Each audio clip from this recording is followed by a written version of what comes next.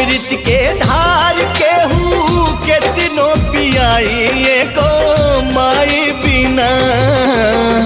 कैसे करे जवा जुड़ाई ये भाई एगो माई बिना।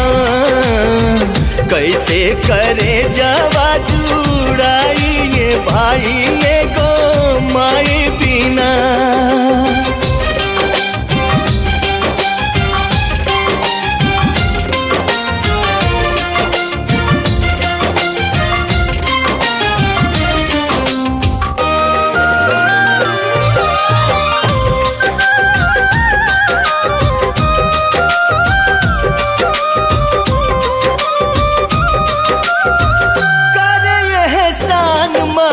दुनिया देखावेली बोले बतियावे और चले भी सीखा।